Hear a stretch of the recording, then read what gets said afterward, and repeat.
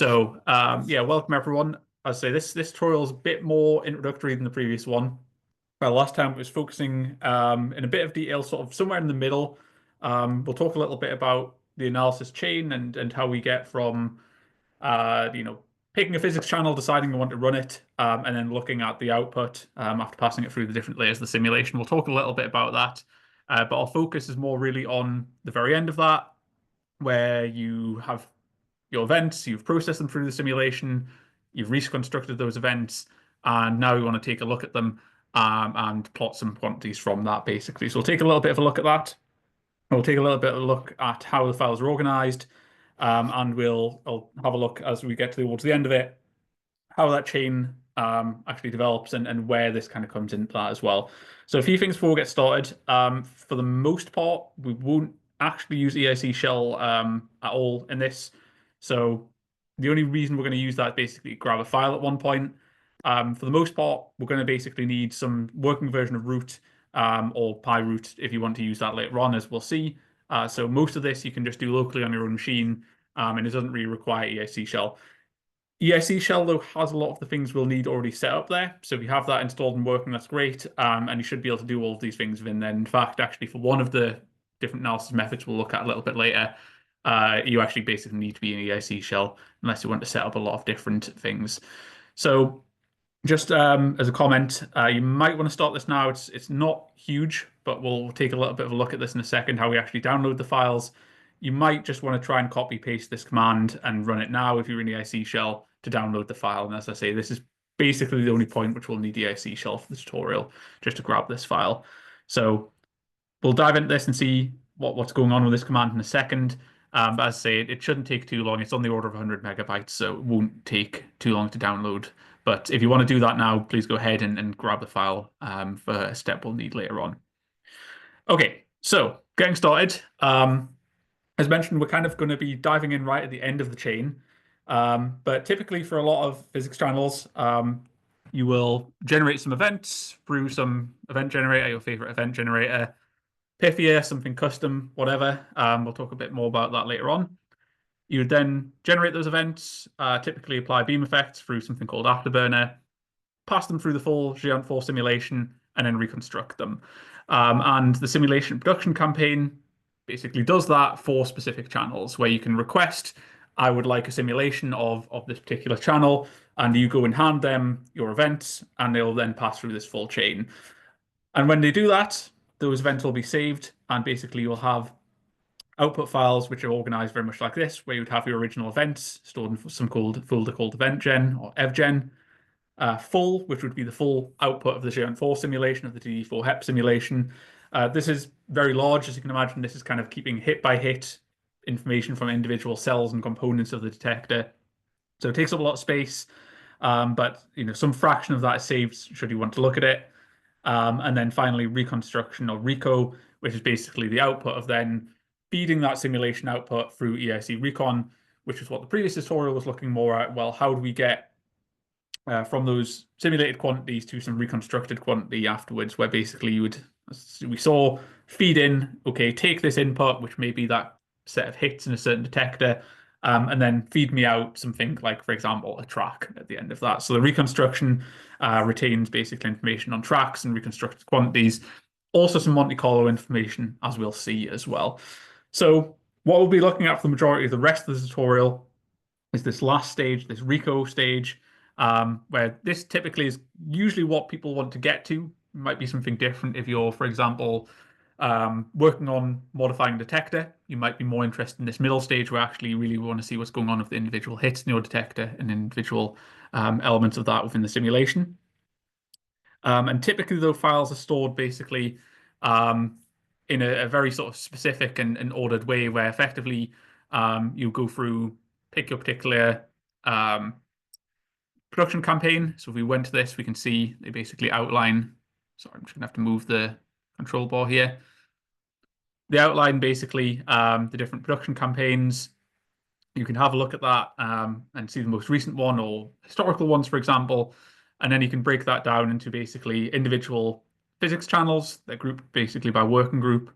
It's taking a very long time. look at the campaign data sets instead of waiting for this to load. Where, yes, as mentioned, effectively to be organized by year, month, and then run. So, for example, it would be 2501 1 or 2501 0 or 1 2, etc. For ones in January.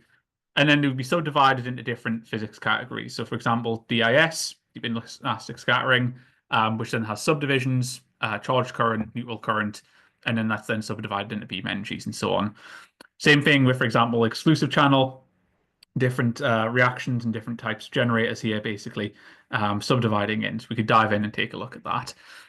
And we can see that directly when we're trying to access the files. And the way in which we do this is, as I say, the single thing where we're going to need EIC shell to do this, basically, where if we boot up EIC shell, we could load up the XOR DFS server, basically this server here, and then we can take a look at that and copy files from within there.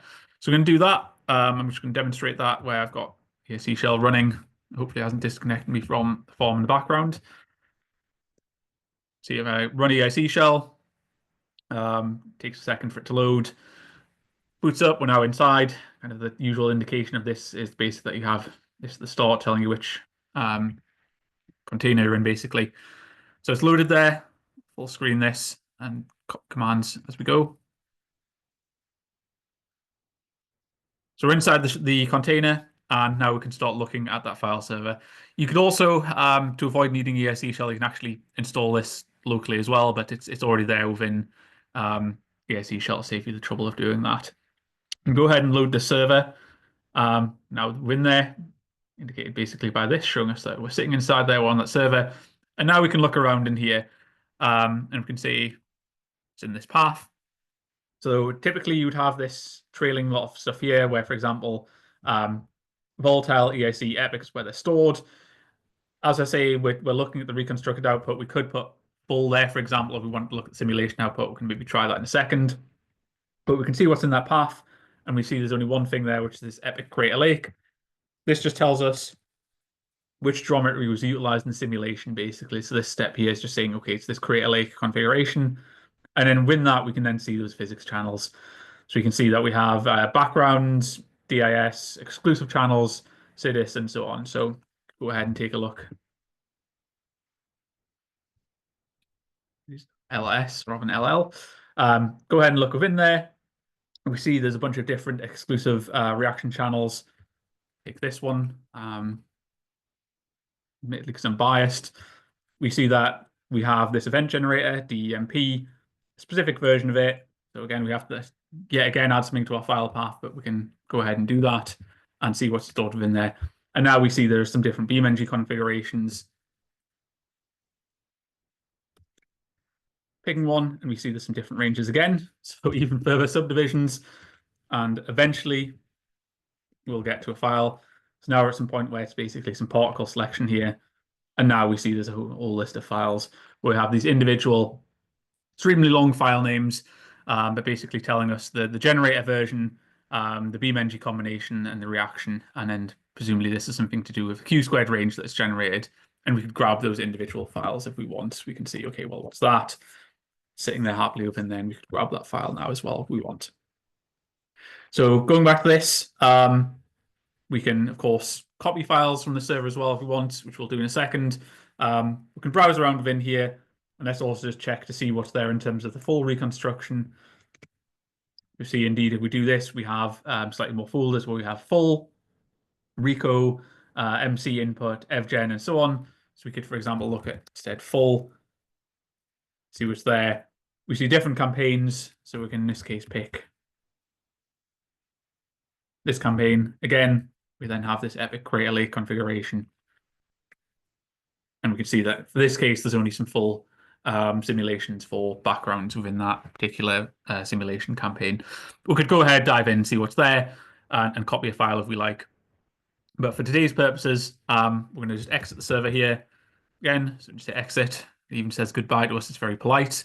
But we could, if we want, just copy a file directly from that server using this command, where we can say, okay, I have my file path, copy that and put it where the dot is here. That's just telling us, paste it exactly what there. We could put a particular file name. I'm just going to call it test copy file. root. It's going to give us an error since we haven't specified exactly which file. It's going to say it doesn't exist. So we're going to dive back into that server and find something we want to copy instead. So we're going to do ls and then copy that reconstruction path.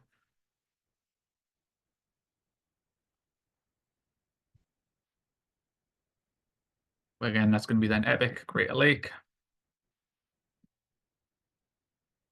DIS for the purposes of the tutorial later. We're going to actually grab a specific file. We're going to say DIS neutral current 80 non 275. See what's there. So minimum q squared ranges. We're going to pick min q squared is equal to 10. See which files are there. Took a while. It's loaded a huge bunch of them. You can see it scrolled down as I did that. So pick one of these at random. Let's just grab this one, no particular reason. And we know that exists now, so we could copy it. So we could go back to our command, and rather than just this blank path to file, I'm going to delete that and say copy me instead. That, and you can copy it to test copy file.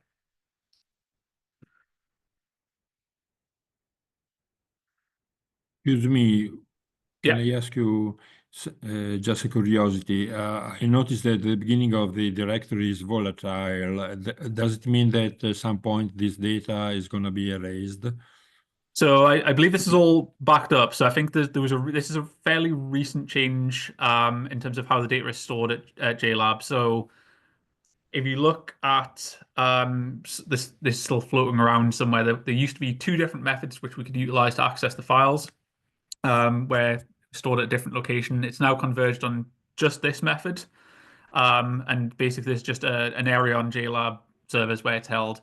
It will be retained longer term. And in fact, actually, it's a good point. Some older simulation campaigns are actually stored in a different directory where it's this /work /EIC2 rather than /volatile. I think the change was simply due to throughput and how quickly things can be saved to this. So if you're trying to access an earlier campaign, just keep that in mind as well. Actually, that's a good point. Okay. But with that command copied in there, though, now we see that we have our file. As mentioned, it's on the order of 100 megabytes. So on this server, it didn't take long. This is just from Jefferson Lab to Jefferson Lab. So I'm sitting on the Jefferson Lab form here. But we can call this whatever we like. If I'd just done it as /, which I'll maybe just do as demonstration, it's going to just copy the actual file name itself, which you can see is a bit of a mouthful. It tells us exactly what is there, and we can figure out what's going on, what's being copied just from the file name. But it's maybe a bit of a mess to kind of type in later. So you might want to name it something a bit more friendly. So nice and straightforward. And basically for the next bit of the tutorial, we'll need to copy a file. Just a few words before that though, on this. So strictly speaking, if you're running this in the IC shell or somewhere else where you can just copy these files using these commands, we don't actually need to take the time to copy the files off the server. We can actually stream them directly and run them in our analysis. So we could actually, for example, just stick in our analysis script something like this, where it just says, open the file directly from the server. So we could just put our file path there, and it would open that and run the analysis on that file as though we'd copied it locally and told it, execute on this file. So something you might want to do, for example, if you were running a script and running a lot of jobs on the farm, which we'll maybe talk about a little bit later as well. So it saves you going through and finding a file and copying it. But for today's purposes and to avoid needing to be in EIC shell and so on, I think just copy a file and store it locally, and we can take a little bit of a look at it and just make things a little bit simpler. So if you are on the tutorial page, you can go ahead and just copy one of these commands directly. So if you're in the IC shell, you can go ahead and just copy paste this directly into the terminal when you're in the IC shell, and it should copy it. Doesn't have to be this file number, so you can see each of these is named something like 0001. You could copy file 2, 3, 4, whatever you like. Could even be a different minimum q squared. Just keep in mind your plots might look a bit different to other people's ones a little bit later. But go ahead and basically just copy this command, paste it in, and it should start downloading that file and copy it in. So in case anyone has had trouble getting EIC shell started, I've also copied this to a folder which I'll just share in the chat now. So I've got a Google Drive which has these files there as well. So I'm going to paste that in the chat. So if that is easier for you, please just go ahead and copy from that link there.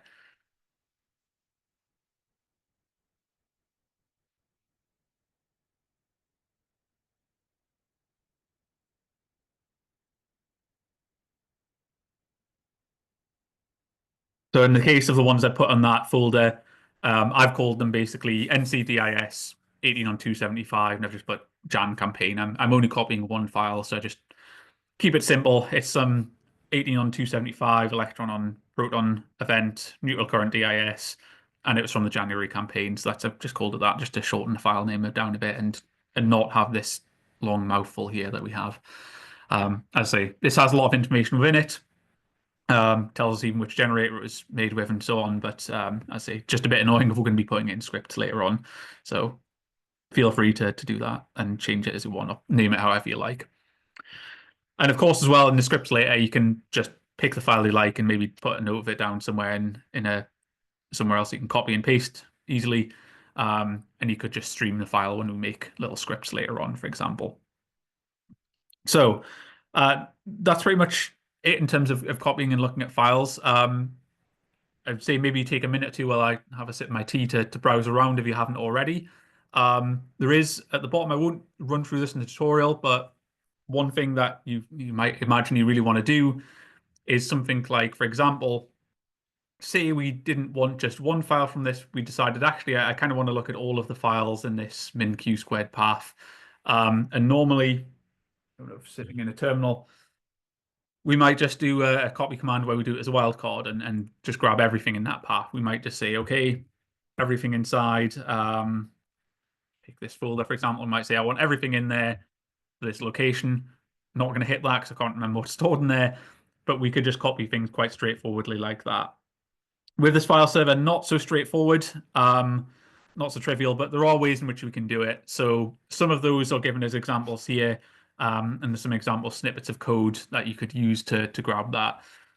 So why this is mentioned is that typically, once you maybe have analyzed a single file and taken a look at the data and decided, yeah, okay, that looks good. The next step may be, of course, that you want more events to look at, and you want to say, actually, now that we've got it working for one, what does my whole data set look like? So as you can see, each of these files is quite small.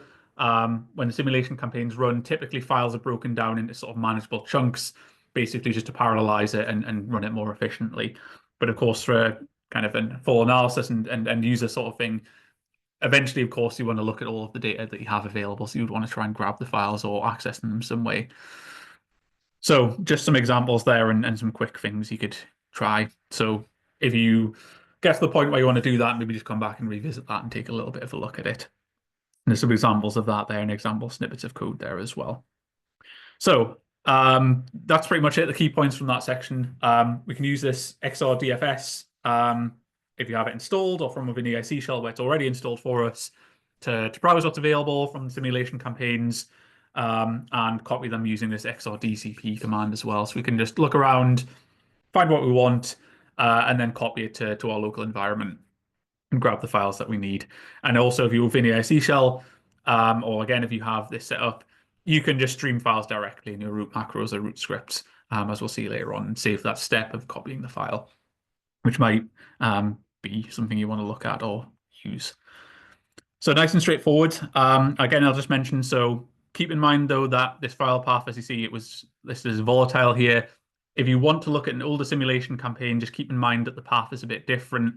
There's this /work/EIC2 path instead. And also keep in mind that basically if you look at some older documentation, you might find reference to this S3 server. That isn't in use anymore, and if you try and use those commands, you're just going to get errors. So I think there's been a few things on the Mattermost help desk of people asking about this and saying, oh, I can't access it, and I used to be able to access it like this. It's basically just that's been cut off, and the support for that has been cut off. Okay, so quick question in the chat. How can copy file from EIC shell to a local device? So when you set up EIC shell or when you run EIC shell, That is sitting in some folder which exists on whatever device you're using. So in my case, I'm running on the Jefferson Lab form, and /group/ESE users is a folder. So if I exit it, the file is there, and I can access it outside of ESE shell. If it's on some remote server, typical sort of things, of course, SCP the file from that server to your own. Or also as well, when you get a bit more advanced, but we look at ESE shell, you can tell it to include at the end these different bind. Yeah.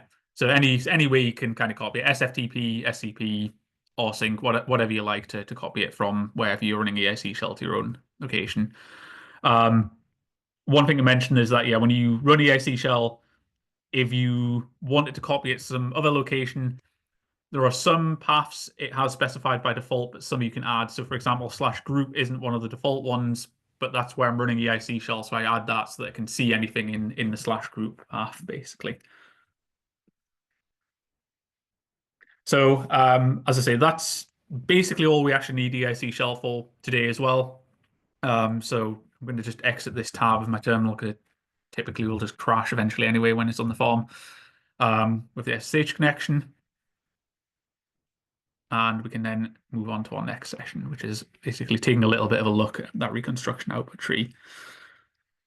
So the file we grabbed and the file we copied, this is basically the output from EIC Recon.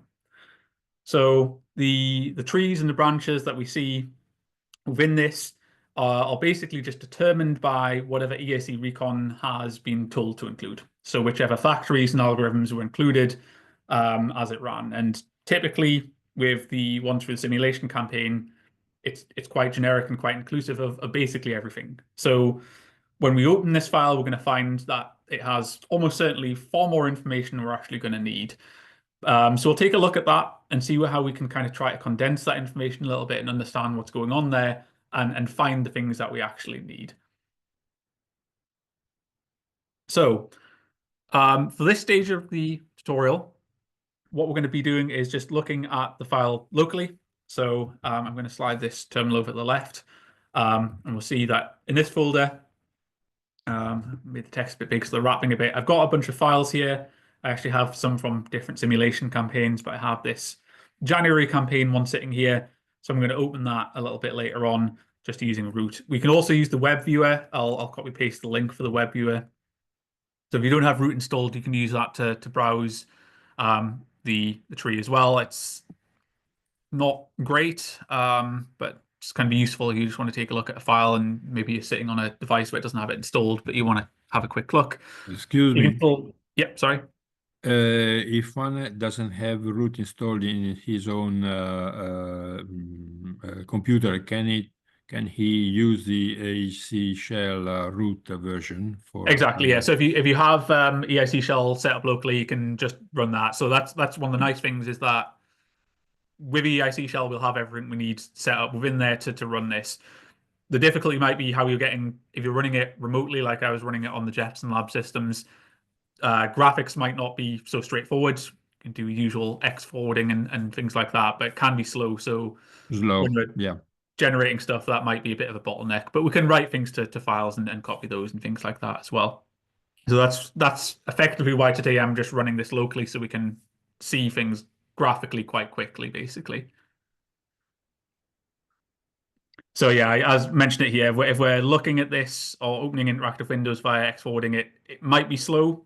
So just keep that in mind and be a bit patient with it. And if you can run it locally, that's definitely preferred. And as mentioned, that web viewer, the nice thing is it's quick, but it's a bit more limited in what it can do, as we'll see. So the file I've copied, as mentioned, I'm going to open it in just a second, but it's going to contain a lot of information. And what it's going to contain is basically information on individual detector systems, individual detector subsystems, in lots of different bits of detail. And there's also going to be some of the stuff that we'll look at, reconstructed information, so reconstructed particles, jet information if it's there or applicable, in this case probably not, inclusive kinematics information. There are things that are predefined and are more processed. But if we wanted, we could look at raw detector information, or more raw detector information rather as well. So for example, we could try and say we only want to look at events where we have clusters in a certain detector. So we could go and look at the clusters in that detector and see if they're there for that event, and then keep things or ignore them and so on. So that's why, even though there's a lot of information, it's quite useful that we have some of those things floating about. But okay, to show what I mean, and make sure you believe me, let's open this file. So I don't have a bunch of EDM for HEP or EDM for EIC things installed, which is what these complaints are. They're not fatal. We can still just open the file and take a look at it anyway. But what I've done is just opened the file, and I've just done a new T browser, which has brought this window up. You can see we have this tree called events, and we open that, try and expand this bit so we can see the full scale of this. Find the corner of my window. There we are. We see that we have this very, very long list of different branches within here. So lots of different bits of information, as I say, a lot of which for our particular analysis we might not actually need or want. But we might want to look at it if we wanted to really understand something. So for example, we might want to say, actually, let's only look at something where we have some clustering, some hovering over it, the end cap, ecal. We might want to take a look at that and say, actually, I only want to keep events where I'm doing something there. So you might want to look at that tree. But nonetheless, a lot of information, as you can see, forward off momentum, reconstructed particles, generated jets, generated particles, hadronic final states, lots of different pieces of information. Somewhat overwhelming. So one of my things that I would advise is that if you're browsing through this and trying to take a look, and you know you want to look at a specific thing, is to make use of this little filter control at the top. So handy little tip, you can just kind of click this if you select the tree. So make sure you just have event selected. Hit this thing. At the minute, you'll just see it has a star. So effectively, that's just saying it's a wild card, and it's not filtering anything. But we could start typing in something. So say we want to look at a particular detector. Since it's there and it's straightforward, I'm going to say we want to look at the B0. So I could just type B0.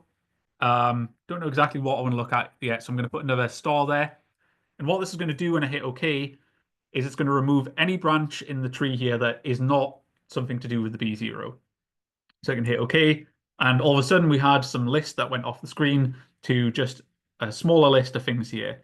So we can see, okay, now we just have the B0 ecal clusters. So actually, let's say actually I don't want to look at the track. I just want to know what branches I have for the B0 ecal. So I could go ahead, modify that again, put ecal, and then again add that star so we have the wildcards.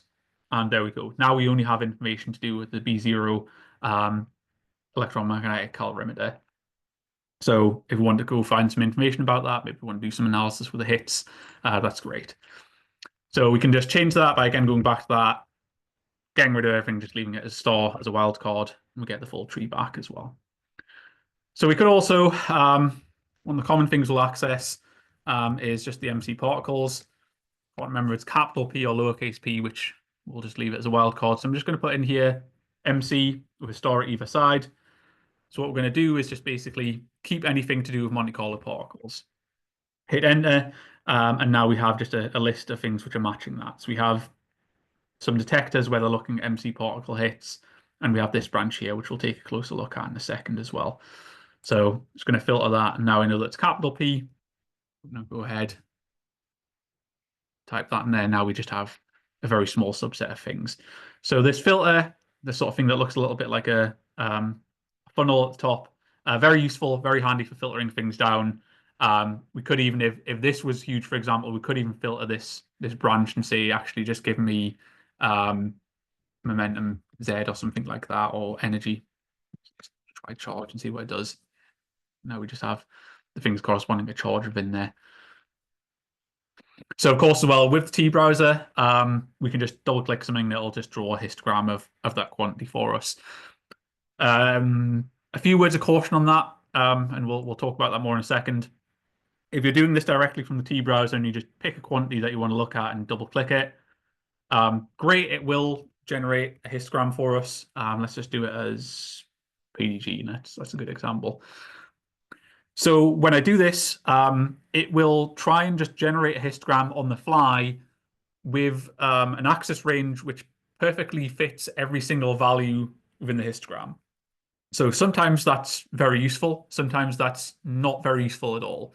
So this is a nice example of that, where we have this big spike in this bin here sitting at 0, and we have this other tiny little bump here at 1,000 times 10 to the 6.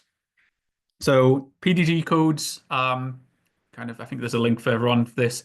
Basically, just each particle is assigned a PDG code, and it's something if we kind of can look it up and say, okay, an electron has this code, pion has this code, and we can just identify Monte Carlo particles from that.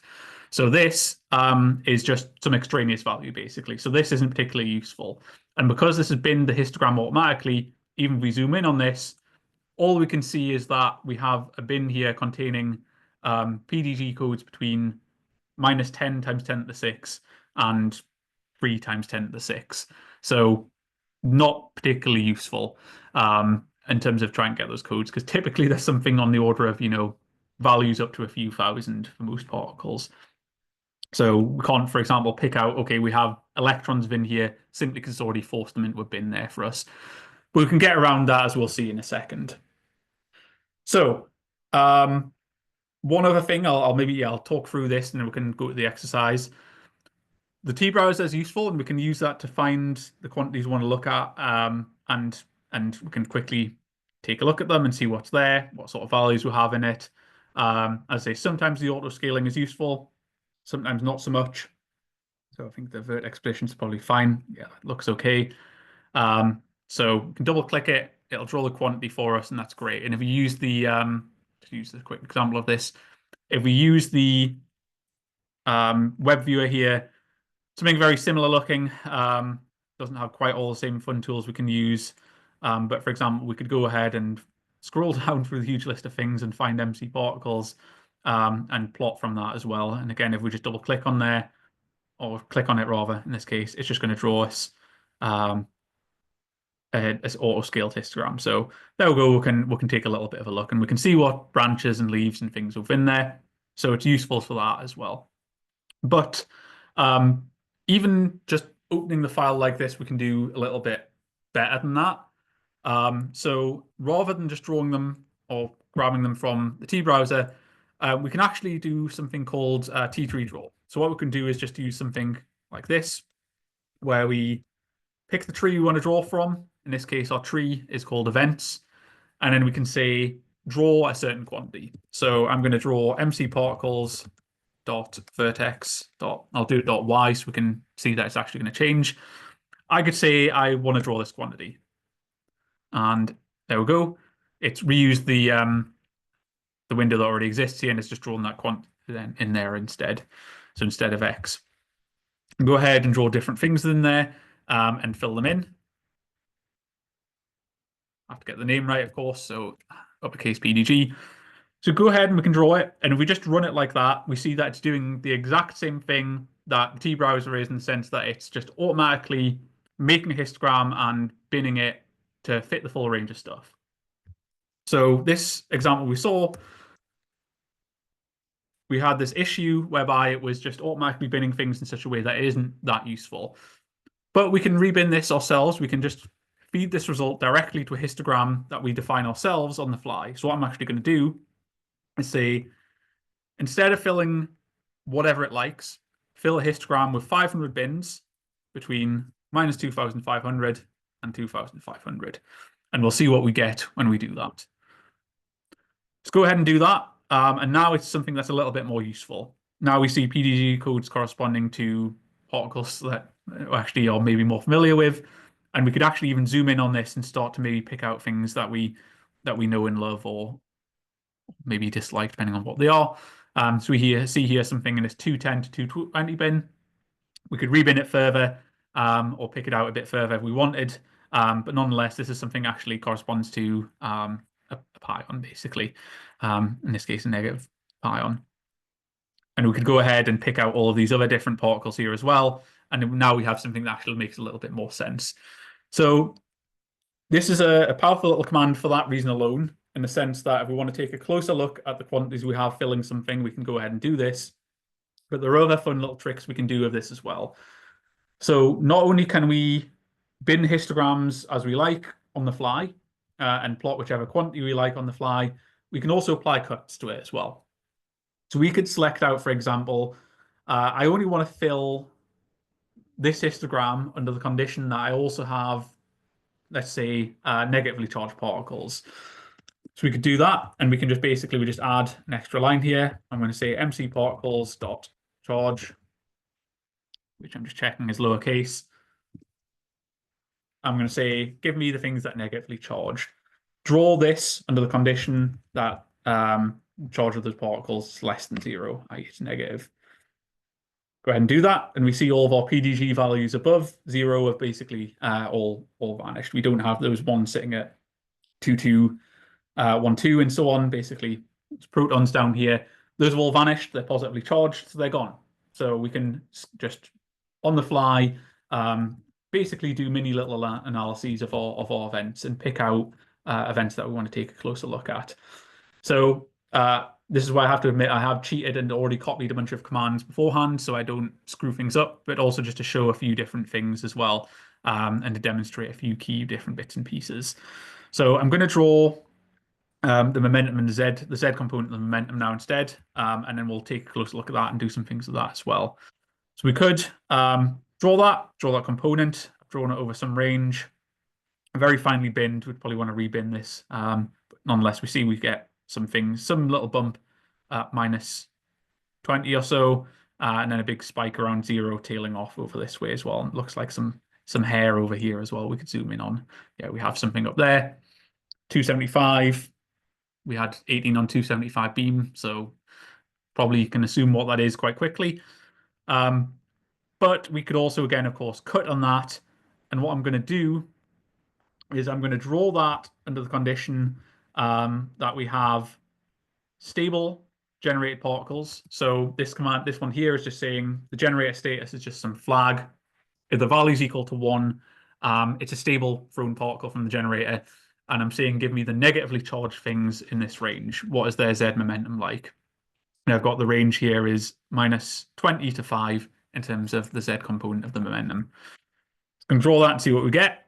And we have some peak here at minus 18. So again, corresponding probably to the incoming original beam electron. And we have some stuff with a tail, and then this spike around 0 with tail over there. We might want to extend the range of that histogram as well and see what's going on.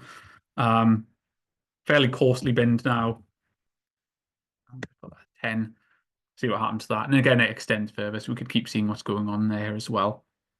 So also a kind of nice way to do it. But we could also do a bit more than this. So as well as just filling 1D histograms on the fly, we can also fill 2D histograms. We can look at things like correlations. So we could start to see, okay, well, what does the Z component of that momentum look like for different PDG values? So that's exactly what I'm going to do this next command. I'm going to keep those cuts. I'm going to say keep the negatively charged particles and the stable thrown particles. And I'll talk through a little bit this at the top. So what I'm saying is we take our MC particles.momentum.z as 1, plot this against this other thing, MC particles.pdg, and again, then I'm binning it. So one word of caution of this is that the ordering of these is a bit weird in the sense that the first one here, MC particles.momentum, is actually going to be our y-axis, and the second one is going to be our x-axis, so slightly counterintuitive. And then I fill basically some histogram, which I'm saying it has 100 bins in x between minus 300 and 100, and 25 bins in y between minus 20 and 5. Go ahead and do that. There's also one extra little argument I've got, which is just saying draw it with a log, a color scale for the z-axis. And this is what we get. So we can see basically that we have on the y-axis our momentum values, and then on the x-axis, in this case, our PDG values. So what we see is that we have basically some tail of stuff corresponding to a PDG value of between that bin is 10 to 11. Basically, this is our electrons. And then we have this one at minus 211, which is basically pions sitting there somewhere as well. And we can then see that they're spread across like different momentum ranges. So using this, we can basically quickly see in terms of the generated particles, what we have and where they're going. So we could just make some little plots like this if we wanted as well. So a quick demonstration of that. The only other thing is I'm going to switch to a slightly different branch now and look at reconstructed charged particles. And I'm just going to draw another one of these where, again, it's a 2D correlation where we might want to look at I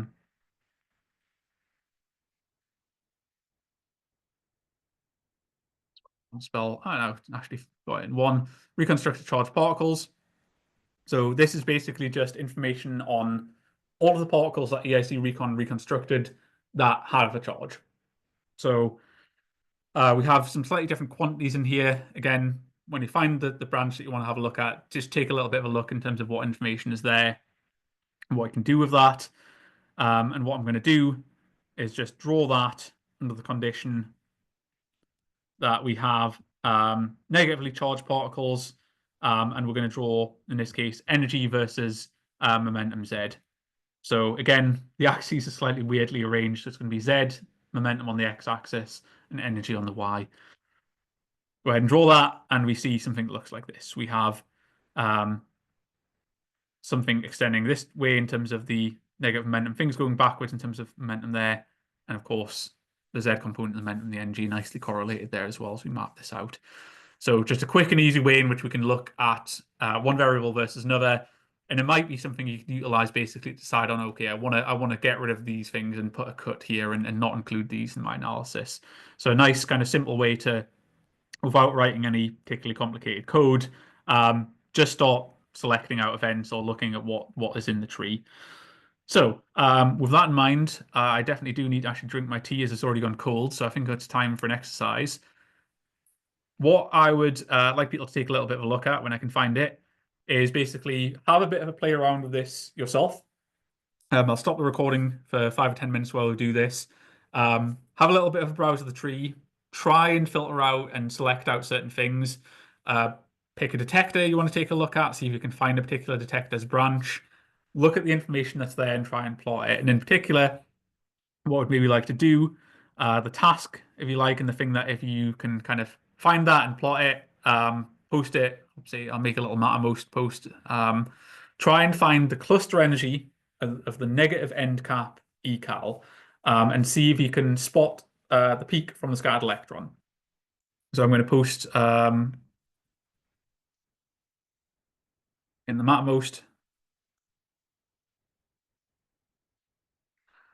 Just you reply to that with the plot if you get it. So in the T browser, you can just do file, save as, and print it out if you get the quantity there, and then post it to Mattermost. So have a bit of a play around, have a little bit of a browse, see if you can find that particular end cap one. Again, try and make use of that filter. That'll help you cut down the big wealth of trees that are sitting there, and try and find that and plot something from that as well. So there's some of this and some of these commands are already written down here as well below, where there are examples of that. So you can try this and try plotting things. Oh, and actually one last mention, the 2D plots, sometimes it helps if you set a log scale, log Z scale, so rather than that running as it did before, we can now see the blobs of particles a bit more clearly, thanks to that being logarithmically scaled. So I'll say I'll give people 5 minutes or so it's quarter past the hour now, so maybe give until 20 past and we'll come back to this a little bit. I'll maybe give some pointers as well if needed, but I'll pause the recording for now. So see we've got some plots in the Mattermost there. So yeah, my advice to this basically, I think, is basically that, when trying to find a particular thing, say the information here from the original file can be just quite overwhelming. I say there's lots here, but just start searching around in terms of the thing we want. So advice, maybe start seeing end. It's the end cap. And then we have here already, we have something called ecal end cap. Sounds promising. And in particular, we wanted clusters. So we noticed there's ecal end cap N truth clusters, ecal end cap P clusters. So there's this N and P thing going on. So in particular, that exercise asked us to find the negative end cap. So we can probably assume this capital N or P is referring to basically a negative or positive. So with that in mind, let's maybe just refine that a bit. We know it's ecal end cap is what we're looking at. I'm going to put N. And also it looks like there's just something called clusters. So go ahead and do that. And there we are. We have basically this folder. And now we see there as well, we have the energy there. So we have basically this thing sitting there as well. So we could go ahead and draw that, plot it. And as I say, just double clicking on it already will get it to spit out that value and that plot. But we could rebin it if we like. We could do it with a T-tree draw command, something like this, where we'd instead just say, well, these are hideously long at this point, draw, and then it would just be ecal end cap clusters,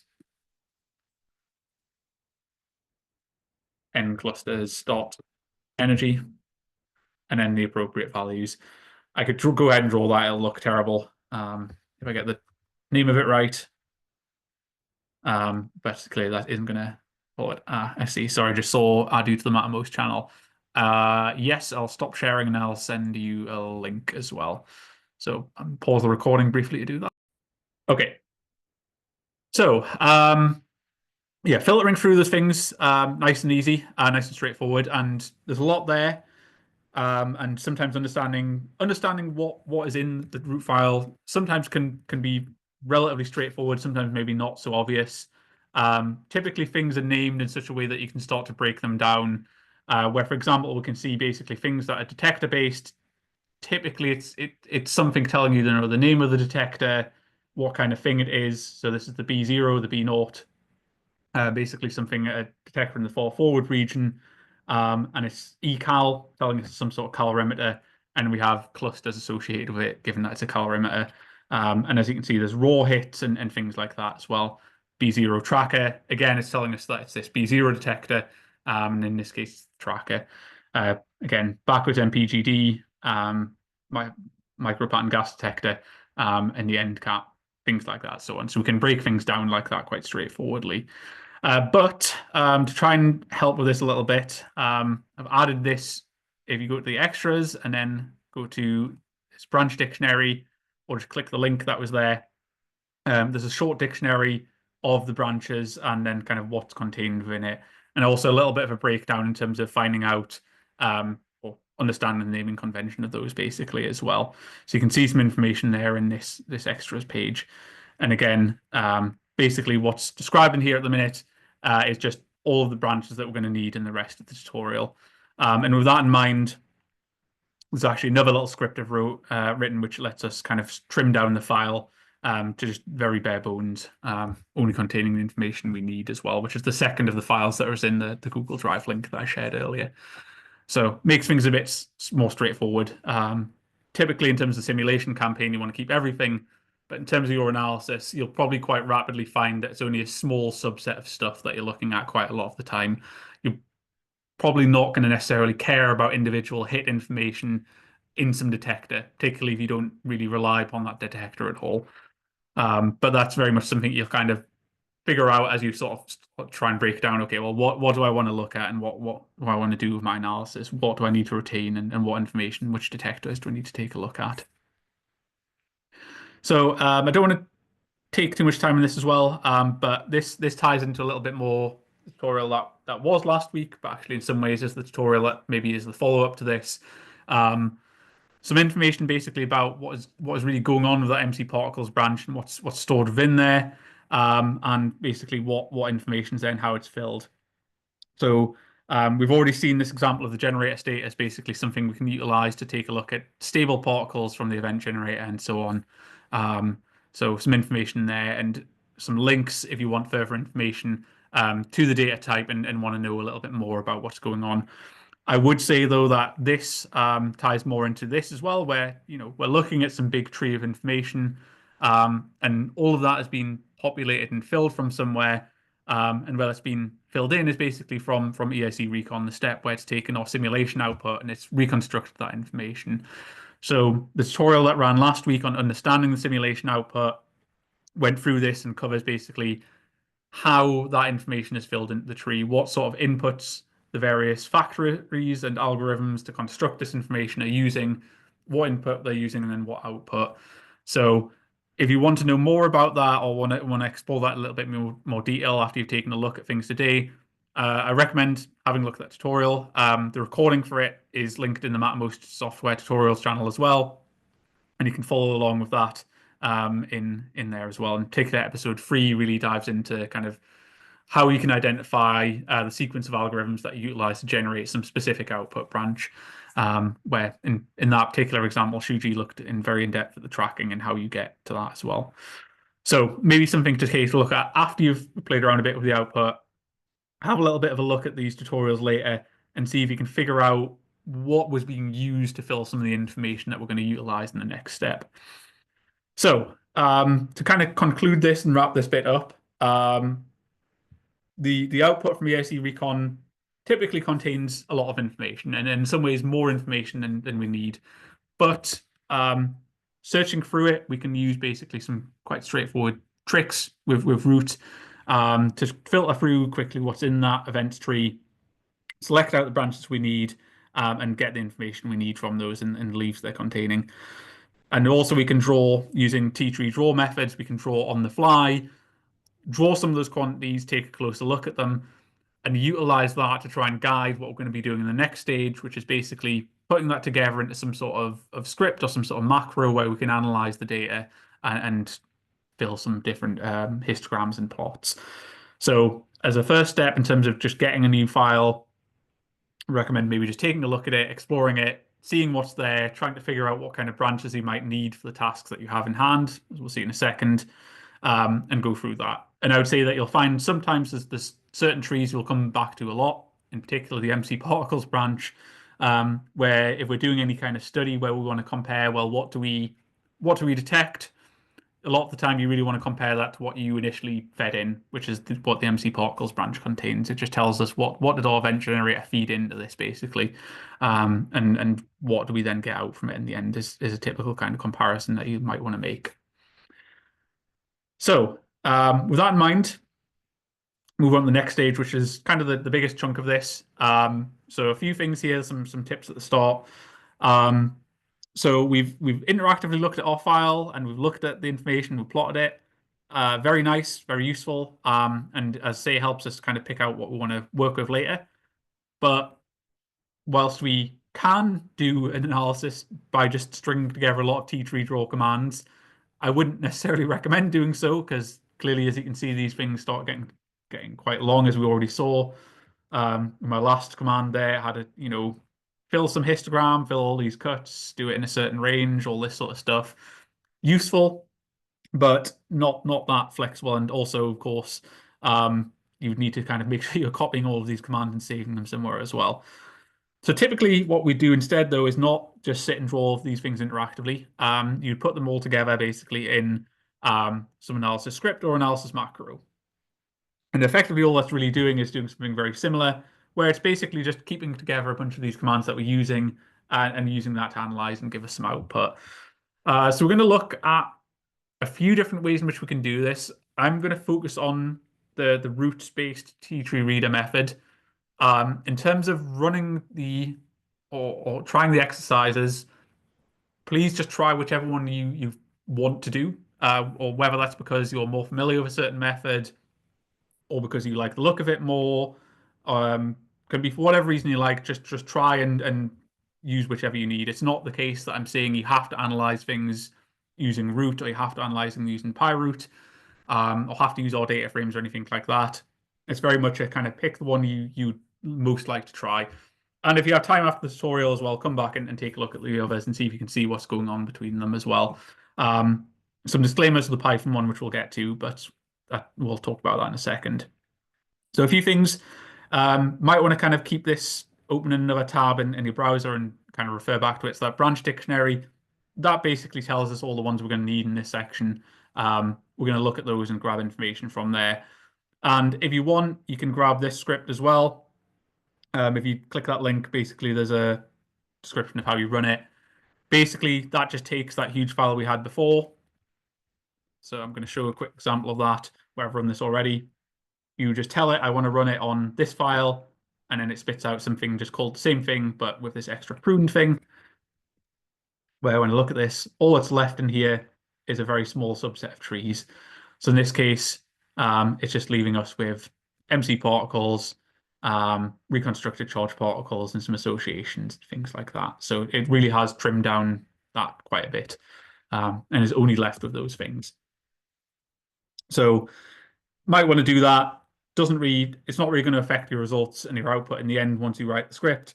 Just might make it a bit more manageable and cuts out, if you're, for example, trying to browse around the tree using a T browser, it cuts out needing to scroll through everything or do the hassle of filtering things and stuff like that. So, as mentioned, there's a couple of methods, and the output of EIC Recon is kind of written with this in mind, that people are going to want to try and analyze this in different ways, and that we don't really want to prescribe that people should be doing things in a certain way as well. So the simulation output trees are flat in the sense that basically there's no event class structure that's embedded within it, and no additional libraries are really needed to handle the output.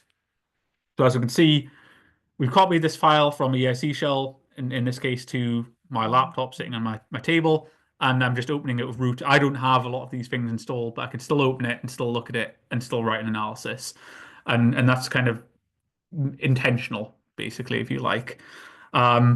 So the intention is that it's written in such a way that the end user, people doing the analysis, yourselves, can just read the values stored in each branch using whatever method of workflow that they're comfortable with and want to use.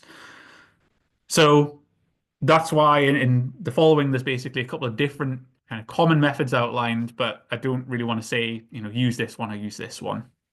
So I'm going to use the T3 Reader one just as a demonstration, but there are other examples which I'll briefly talk through as well. And in particular, with the Python method, I utilize a certain way of doing it, but there's very much other ways in which you can do it. And I think if you want to look at a sort of more Pythonic way of doing this, the understanding simulation output has some nice examples of how you can access the information in these trees using Python and using things instead of using root. Basically, it just basically takes those branches and converts them into data frames, and then you can manipulate those in all the ways that you normally manipulate data frames and run those. So I'm only using the root method simply because it's the way I'm more familiar with. But as I say, if you want to use a more Pythonic way of doing it or use the data frames, that's fine as well. Give it a try. So yeah, we'll talk through each of these. I'll maybe just introduce them and then we can set the task. So the exercise basically is going to be that we're going to take a look at the tracking efficiency and resolution for the file we grabbed. So what we're going to do is access the reconstructed track information, access the truth particle information, and then try and associate and make sure that we're looking at this Monte Carlo particle caused this track. And we're going to make sure we match those things, which is why we need this associations branch. And we're going to try and find that and plot some things for it and see, okay, how does the detector efficiency or the tracking efficiency vary as a function of pseudo rapidity? So basically, as we go across the detector, do we have regions of higher or lower efficiency, basically? And also the resolution, basically, how well do we reconstruct that track compared to the truth? So fairly straightforward sort of things we might want to look at if we're looking at the performance of our detector. So that's the task, and that's what we'll be doing. And I'd say at this point, maybe just scroll through this to try and find the method you think you're going to want to try. So whether that is root, whether that is Python, or whether that's the OR data frames, find the corresponding section basically, and I'll go back to the root one and start talking through that a little bit. You'll see that basically the root and the Python ones are set up in a very similar way, where all we're really doing is basically opening our file and then trying to access the branches that we're going to need in some way as well. The OR data frames one is probably the most different to this, and is very much definitely a different way of looking at and thinking about analyses, and it works. Just yeah, in particular, when I was writing this, it's not a method I'm particularly familiar with, and it took a little bit of time for me to wrap my head around this way of thinking about it, is how I describe it. But it might be something you're familiar with as well. And I should also mention as well, you can actually avoid all of these entirely, and simply because of the way the data is written, you can use this PodIO, plain old data IO to access and plot things instead as well. And Wowit has an example use case of that and an example way of doing that as well. So you can take a look at that if you want. If you want to avoid all of this and think, oh, this looks horrible, you could give that a try too. So, as I say, please feel free to just go to the section you want and scroll through that. And I'll try and talk about this in a generic way as I'm going through it. But typically the way these are all set up is very similar, whereby we'll work through this and there's blocks of code which you can just grab and copy paste into a text file of your favorite type. So as I say, is basically for the root version, make some file called trackanalysis.c or something like that. Remember, I've already done this. I haven't actually got one called track analysis, but I'm going to do that. I'm just going to say, make this file track analysis. C, paste that text in. And then you can just add things there. So all this is going to do at the minute, and all it'll do in the other examples, basically the Python version is just, make some file called trackanalysis.py and do something similar. All this is doing at the minute is opening our input file, and then it is opening it and then closing it. It's also, well, it's opening our file and naming some new output file as well. So the input here, as you can see, it has some path to simu file. Just delete that and replace that with path to the file wherever you stored it. So in this case, I'm just going to dump it in. I don't want to do it. I'm just going to do it as some horrible long absolute path. But I'm going to say, this is the file I want you to look at when I run that.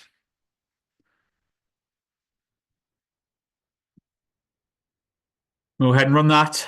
Root macros, all I need to basically just do, once I've run it, just do root trackanalysis.c. As you can see, it just says processing it. Nothing happens, but to be honest, that's not pretty much what we should expect at this point, because all we've done is say, there's a string called this path, and I want you to open a new file called outhist.root and then close it. So all we've actually done is make some blank file there, out.hist.root. So great. We made a nice empty file. Want to do a bit more than that. But what we're going to do, opening this thing up again, is we're going to add basically blocks into this as well. So we can set up our output, but what we want to do is use something called a T-tree reader. So this is basically how we're going to access information from the tree using this root-based example. So the class description and example of this you can take a look at here on the root documentation if you like, if you want to see a bit more detail. But basically what we're going to do is set up a new input file chain. I'm going to say, call this thing just my chain, and it's going to be a chain over trees called events. And we're going to add in file, which is just a string, which was the path to our file on our system. If it's in the same folder, you could just, of course, have that and it would work. In my case, it's a few directories down. It could do it as a relative path, or also because of the way this is set up, you could give it the path as you execute the macro, which we'll see in a second. Excuse me. Yeah. me. I noticed that you created a chain, a T-chain events, but that was a tree actually in the root. No, Yeah. it was a branch actually in the tree file, in Yeah. the root tree. Sorry, it was a branch, right? Yes. So now you are transforming into a T-chain. So the T-chain is a bit of a strange one. So the T-chain is basically a way in which we could string together multiple files in this chain, so long as they have a tree called the same thing. So what we're doing is saying it's a chain using the tree events. So when we look at this, we'll have some fixed number of events in our tree, and within that Yeah, we'll have branches. So what we're right. going to do is set the reader to pick up specific branches of that tree, which is this next little bit here. Okay. So I'm going to initialize it. Basically, you could add different files. So if I had a second file here, I could also add that in as well. Basically, it's just a way in which we could put multiple ones together. But what we're going to say is, I want these things from the tree. So these are particular branches. In this case, I'm just saying the Monte Carlo particles branch and the particular bit of information I want is the generator status.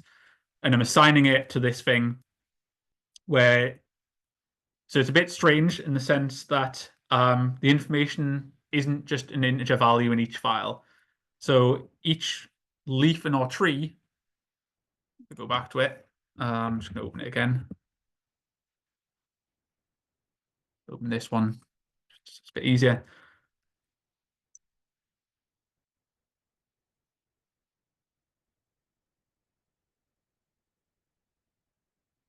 So within this leaf, we have basically all of the events and then all of the entries per event for PDG values for this. So in terms of the actual number of events we don't have. So if we look at this, sorry, I'll just move this. This has a huge number of entries. So that, in this case, is not actually the number of events that we have. Each event has multiple particles, therefore multiple PDG values and so on. And this thing that we're accessing is not actually just a specific value. It's actually it's an array of values for each event, which is why I need to access this in its slightly weird way, basically. Get back to in here in our code. So what we're doing is saying access this thing, and I'm going to call it portgen stat. I've just given it some name so we can then access it later. And at that point, it knows these are things it can access, and those things are correct. If we could just try and say the floats or something else, and it'll probably complain. But we're assigning the reader to those things. And then at that point, we can then loop over these things and get that information, as we'll see in a second. So the way in which the Python version of the code does this is a bit different, where basically it takes the tree. You just say you use uproot to basically take that tree, and then you access different members of that. And again, each event will have some array of values for each of these leaves. And the length of each of those might not be equivalent. So for example, for a particular event, you might have 5 entries in five PDG values, so 5 values in the array. But for a different branch and leaf, you might have, say, for example, reconstruct particles, you might only have 4 entries for that particular event for a particular quantity. So it deals with that and assigns them as awkward arrays, which are things where it can have different lengths for each one, basically. Okay, so that's great. We could run this and it will open those and assign those, but at this point, I'm not actually doing anything with it. So what we're going to do is add this next block of code, which is basically just some little while loop, where in this case, it's just going to say while T-tree reader. This is a thing that this basically goes through the tree event by event. As long as it can keep getting the next event, keep doing this thing, basically. And what it's going to do is take, for each event, get the size of this portgen stat array. So basically, it's going to say how many Monte Carlo particles do we have for each event. It's going to loop over all of them, and then it's going to assign this for each event, for each value within this, get the value of, particle 0, 1, 2, 3, 4, and do something with it. So in this case, I'm actually just going to add a C outline so we do something when we do this. I'm going to say C out particle X momentum.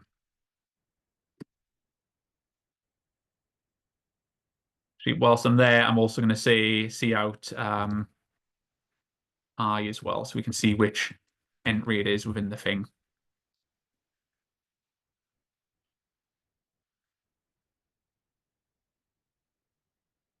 So we can see that basically for each event now, it's iterating over that array. And we can see for each event, there's a large number of entries within the array, and then a large number of basically different momentum values within that as well. But nonetheless, we have that and we've got to spit it out. And at this point, if we wanted, we could go ahead and make some histograms and fill those with the information we had before as well.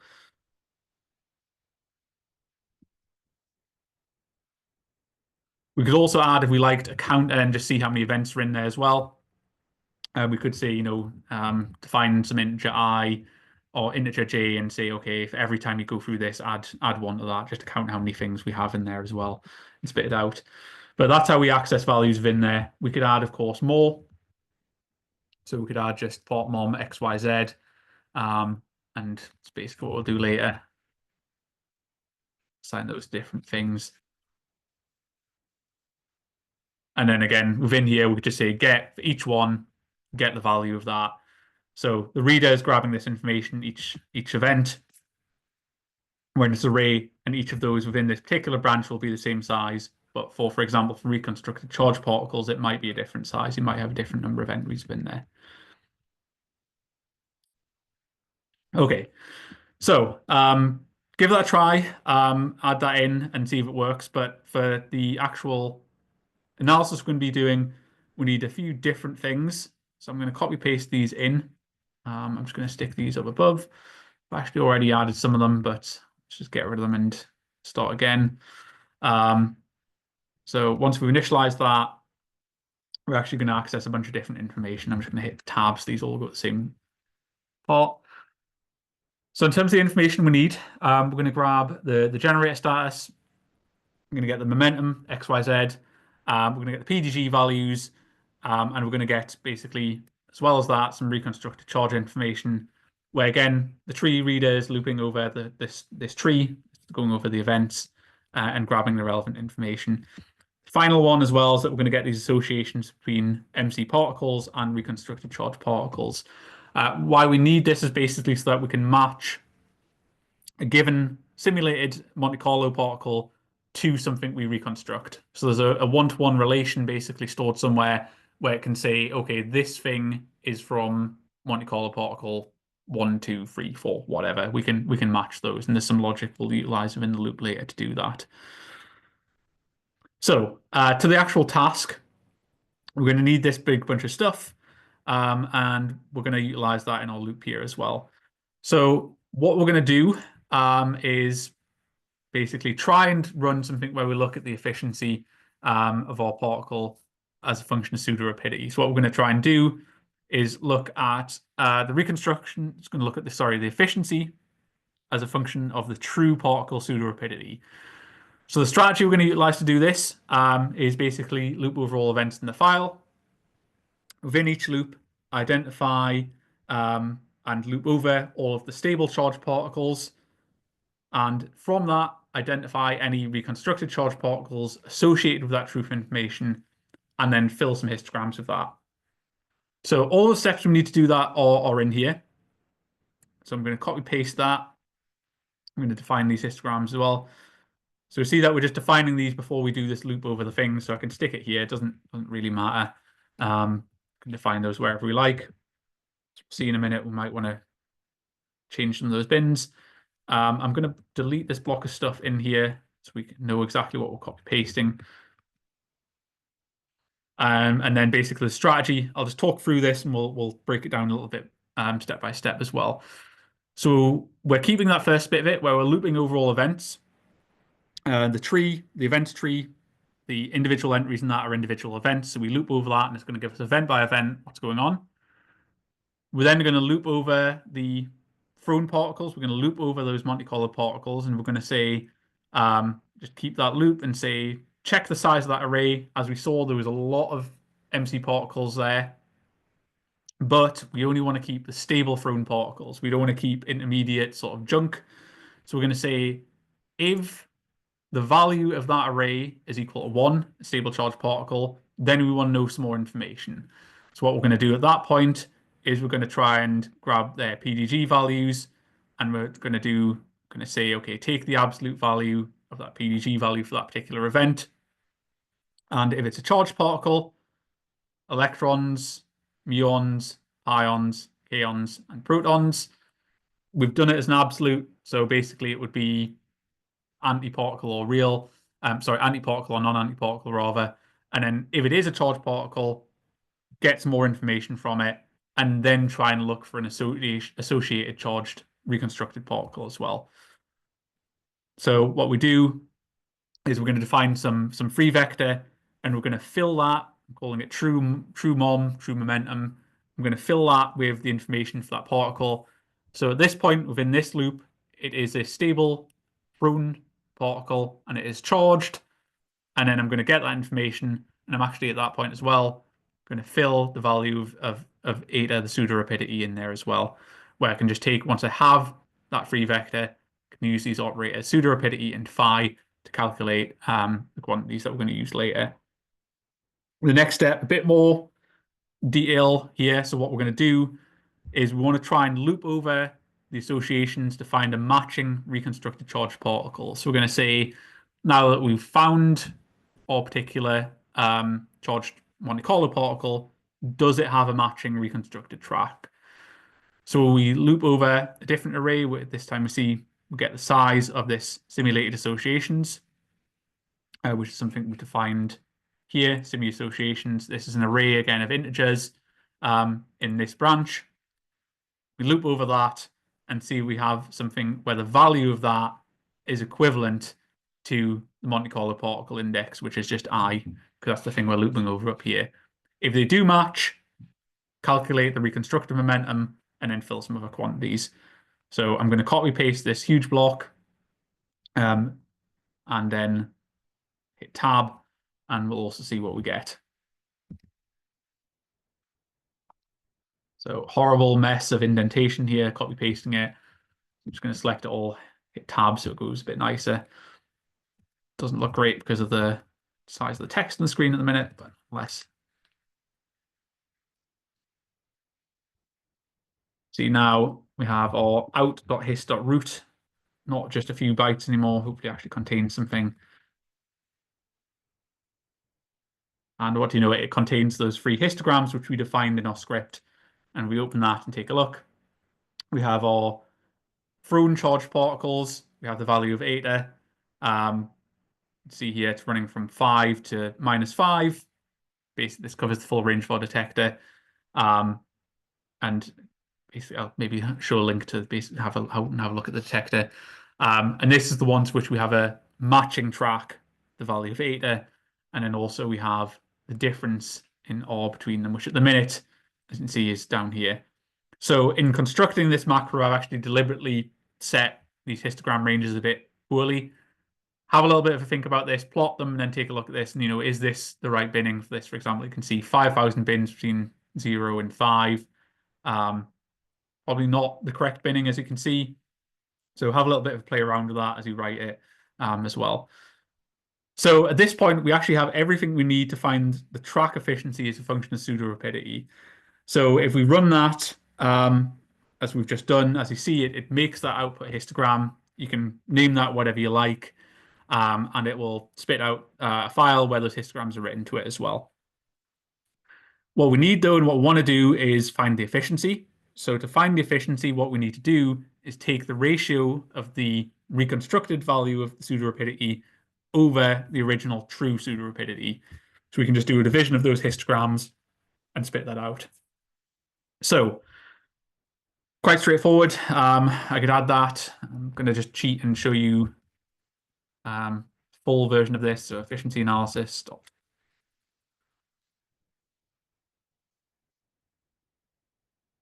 Exercise.c.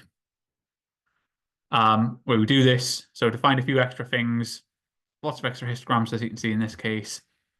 We fill them, and then after we've done all of these things, I just do this new thing where I divide. Basically, I have some new histogram, which is the track efficiency, and this function of eta and this function of momentum, where I just say divide one by the other and do binomial errors. We'll get a result out. So I'm going to run that.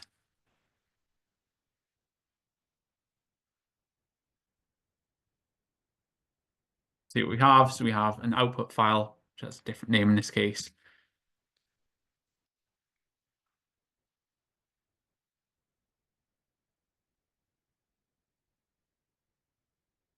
We have lots of different files in here. Where is my track efficiency? There it is. Tracking efficiency is a function of eta.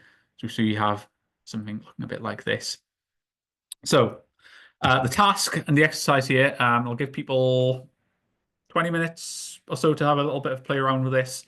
Probably don't expect everyone to get kind of fully complete, but start to fill in the extra bits of information Try and just set up the script, this track analysis one I've just done, try and get that working. Make sure it picks up your right input file and see if you can get these original histograms out and try rebinning them and changing them and so on. But the task and the exercise is basically try and find that efficiency, not just as a function of eta, as pseudo rapidity, try and find that as a function of particle momentum. And also start to think about, do we want to apply any other cuts, any other selection criteria to this? So for example, we already say we want it to be a charged particle. Do we want to maybe only select the ones that are true electrons? So we want to look at that. Might be something you could do.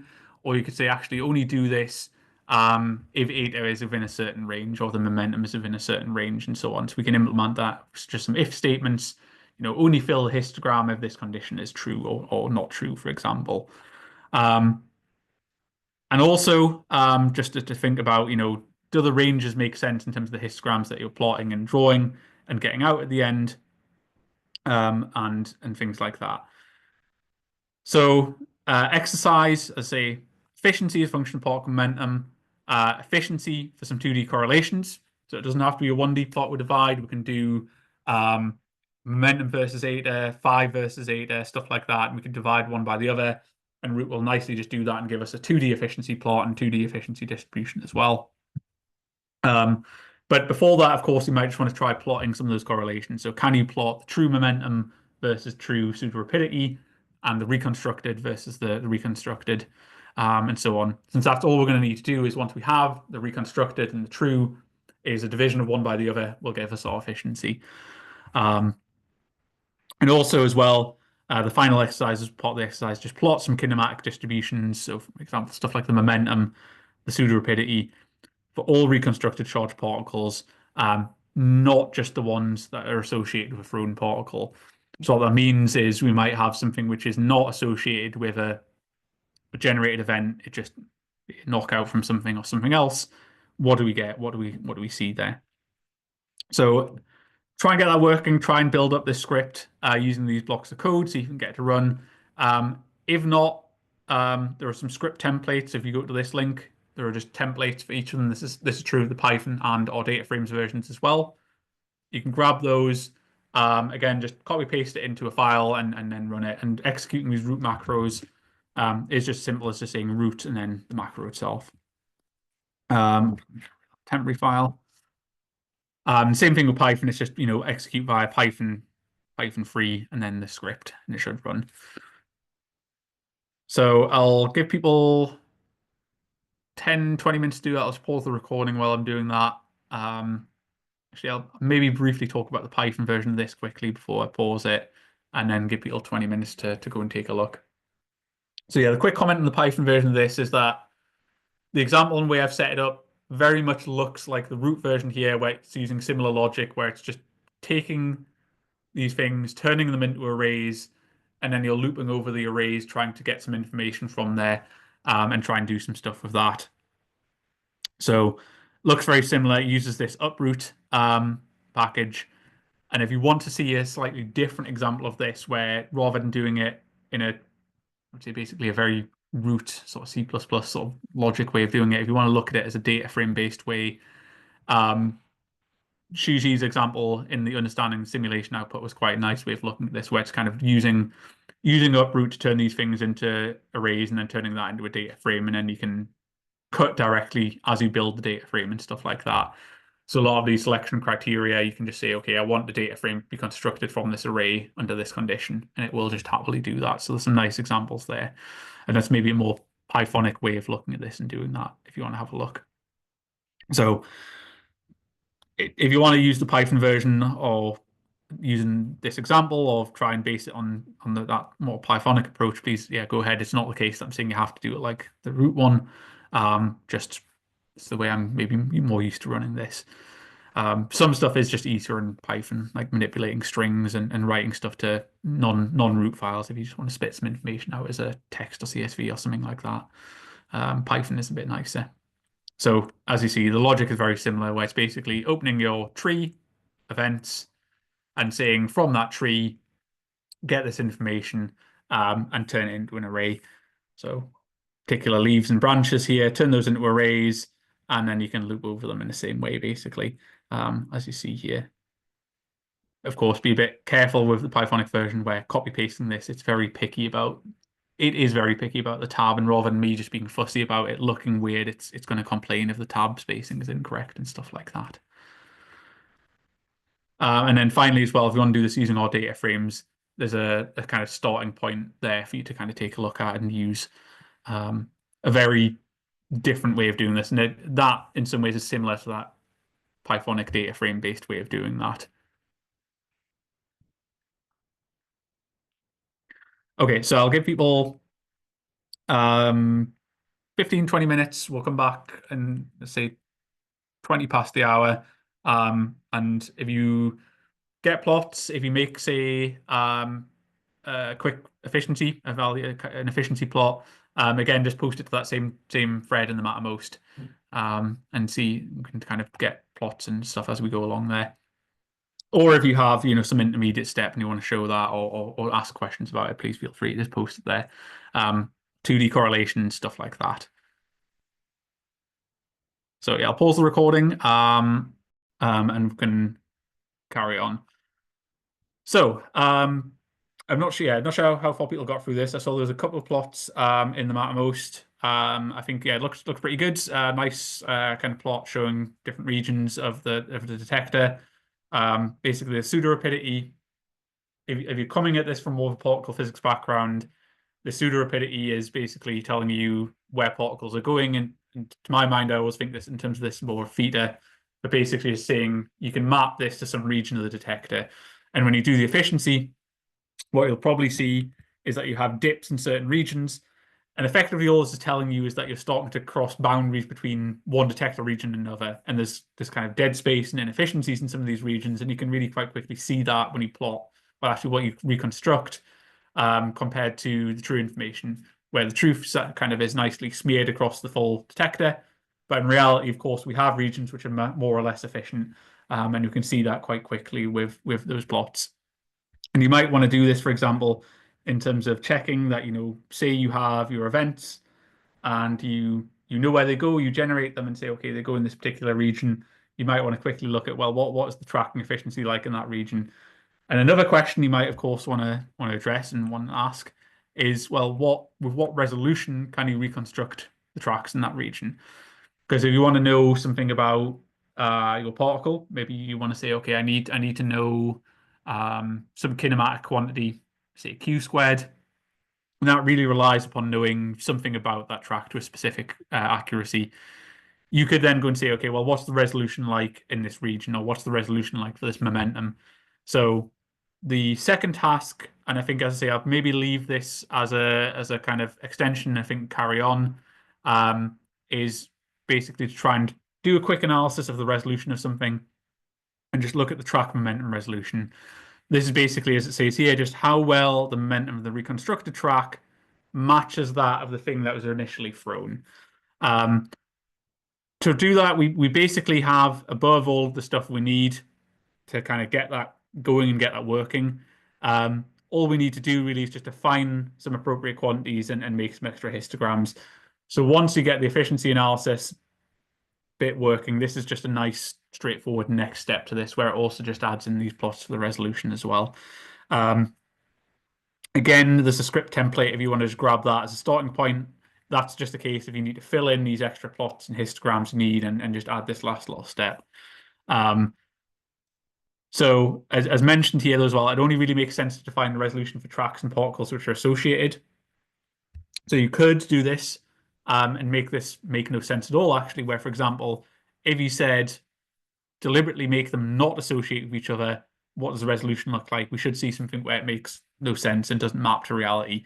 You could say, if this does not equal I, fill this, for example, and then see what you get. Again, as a nice demonstration of what's going on with these reconstructions. So again, to do this, just kind of this gets added in this loop over associations. As you can see here, what I've done is just to find some quantity, some double, which is just called momres, momentum resolution, where I just say take the magnitude of our reconstructed momentum, subtract true momentum magnitude, and divide it by the true magnitude. and then that's the resolution basically. It's just telling us the percentage fraction deviation in this case from the truth. We could, of course, as I say, you can multiply that by 100, do it as a percent, and plot that as well. Fairly straightforward, nice little plot to make. And we can do that as a function of momentum, or we could do it as a function of eta as well. Because, of course, we maybe expect certain regions to be more or less, have more or less resolution, basically. Some regions will be able to reconstruct a particle with better accuracy, and other regions it might be worse. And again, that might just be quite a clear boundary where, for example, in one detector, we can reconstruct things very well, in others we can't, or even just for a particular momentum, we do a good job, and for different momentum, we don't do such a good job. So we could do a more complete picture of that by, again, plotting that as a function of other kinematic quantities. So the exercise there, is not to scroll through all the different workspaces. That's not the exercise. It's basically just to do 2D plots of resolution versus momentum and resolution versus pseudo-rapidity. And another thing to maybe do as well, and again, we can do this just with some selection cuts, is to go and say, well, what's our resolution look like for electrons, or what's it look like for pions, and have a little bit of a browse through that, and see if certain things reconstruct a bit better than others or not. So that's the task, and that's the exercise for that. And as I say, I think for the sake of kind of time and just give people a chance to take this away and kind of digest it a bit, I think we'll leave that till next time and move on to another section of this. But do try and have a go of that. Try and finish up that efficiency bit. And with that thread in the Mattermost, when you make plots, if you get kind of results out, feel free to just post it to there as well. You know, we got the plot of this as a function of this, and see what you get, and see if it makes sense. And also, then once you make it, what I'd maybe recommend is, I'll skip to that because I do remember at the beginning this is a nice demonstration of this. Do kind of take a look at a picture of the full detector, just somewhere in here.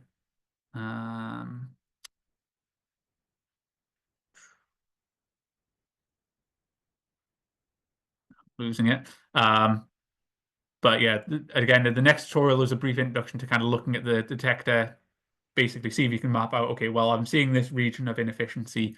Does that correspond to some boundary between detectors or something like that? And see if you can try and make sense of it from that. Okay, so I say lots of different ways to do it, and maybe it's a nice exercise as well. If you've chosen a particular method here, try a different one. If you're not familiar with Python, maybe it's worth having a look at that and see what's going on there. Or if you really like Python, maybe it's worth having a look at the root version of this and seeing if you can make sense of it. Or also as well, this data frames example at the end, maybe something to explore. I know our data frames, this is becoming a bit of a more popular way to analyze things in certain circles, so maybe it might be worth a look at as well. I'll say I was completely unfamiliar with this, but kind of constructed this example and worked through it. Interesting way to look at it, interesting way to do it, and it's just a different alternative approach. You run it in a slightly different way, as you see, but worth a try as well. Okay, so next thing. So I wanted to spend a bit of time on this because I think this comes up quite a bit. I wanted to basically break down the different steps that are involved in getting to the file we've just been looking at.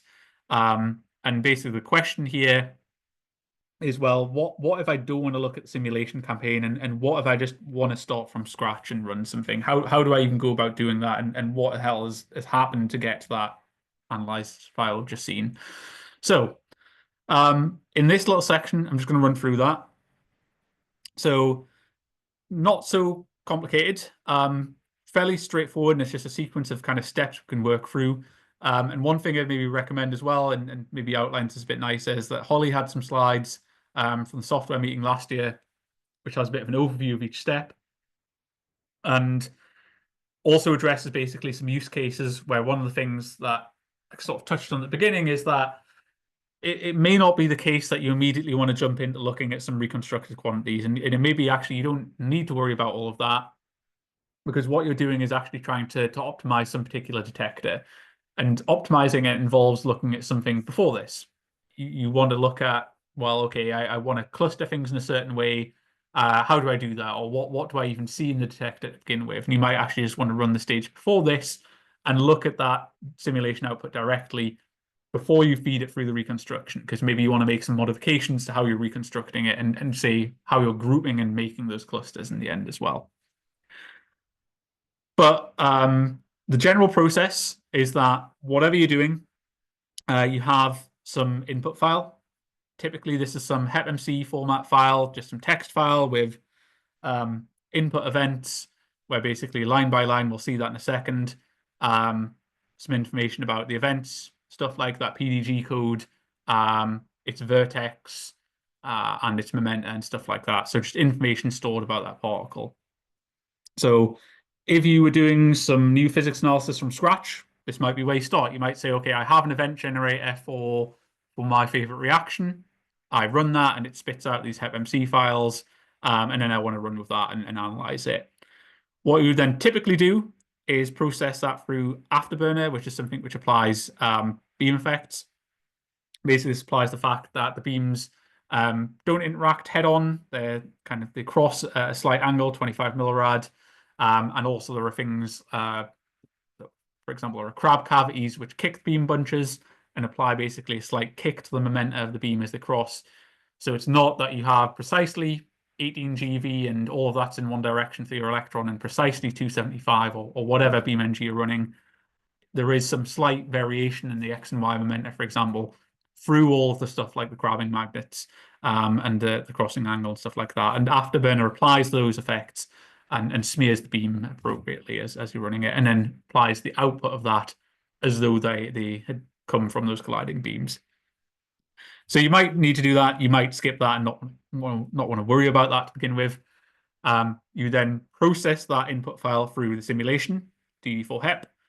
And then after that, you would then might want to reconstruct it with EIC Recon, and then analyze it with EIC Recon, with the stuff we've just been doing. So what we've been looking at is really step 5 of this. The stage before that and what was done to do that was all stuff before this, where we fed this in this file, run it through the simulation, run it through EIC Recon, and have that file with that, I don't even know, hundreds of trees and hundreds of branches sitting within there that we looked at. But as I say, you could just directly look at the output from HepMC, from DD4HEP. There are a lot of cases where that might be all you need to do, particularly if you're just looking at the output of a detector and just want to say, okay, well, what's going on with this? What sort of energy is being deposited in this detector? Does it make sense? And for some of the software, from the hardware stuff I actually work on, we do that. We just directly take the simulated output and say, okay, well, group all this stuff that's going in. We know at the minute it's only event by event information, so you can just say, okay, sum all the energies there, and that's the energy might hit, and do some stuff with that. And that might be the case that you're working on. So I say there are different use cases where you might come into this at different stages, and Holly has a nice overview of that slide, that and those slides there. So if you're really new to this and just want to know where to start, I'd say maybe take a look at that and figure out, okay, well, what I want to look at, or what someone said I should look at is this. You know, what do I actually need from this set of things in this chain? And as I say, if it's a physics analysis and it's completely new, it may be the case that you have to start from up here, generating your files and processing them through, or it may already exist as a simulation campaign and you can just jump in where we have today. So, for example, if you were looking at neutral current DIS events, then great. There's a huge bunch of them as we saw at the start. So, input files, event generator input files. That very first step. I won't say too much about that. It really depends upon channel you want to simulate and analyze. Files that you generate will almost certainly probably just come from some external event generator. A list of examples here of different ones. Pythia, Beagle, Django, eStarlight. There's also a confusingly named event generator called Epic, which is used for Epic, the detector. But there's a whole list of different ones you might use, and all of these are used for different cases. For example, as we saw, the DIS events were generated with Pythia. Some of those exclusive events that we had a brief look at earlier from that DEMP generator at the bottom as well. And there's a whole bunch of them, and you would run them in a certain way, and they have their use case. But basically, you would run those with the conditions you want, and you get some output file, which, as I say, typically is in the format of some HepMC file. An example of that is shown here. So not very readable to a human, let's face it. Lots of horrible numbers and not exactly particularly friendly to look at. But in terms of then processing through DD4HEP, it's happy. It can just parse this and run with it. So in this example, we have an input 5 GeV electron on a 41 GeV proton.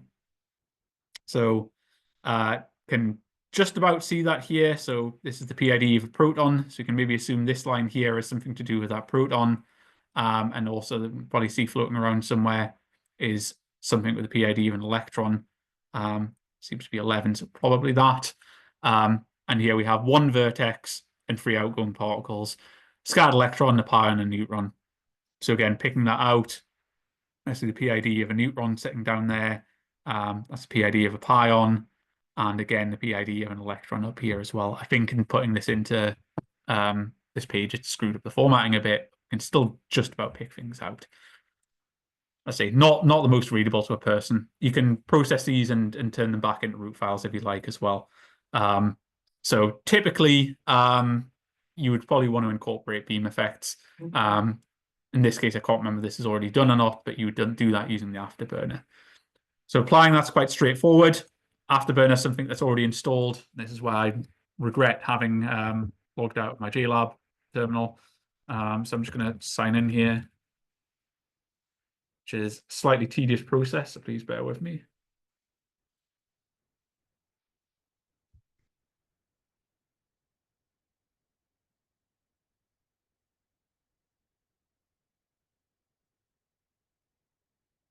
Okay, so there we are, logged into the farm, and I'm just going to go to my Epic area.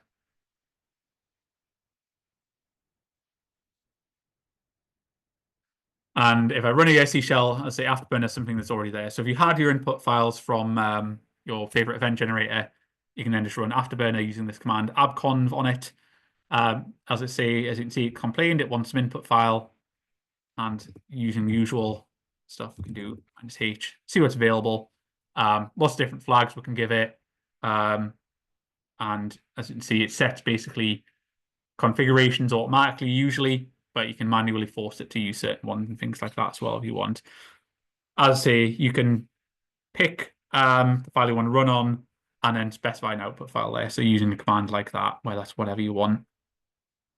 And then you'd then get some output from that, again, some HepMC output.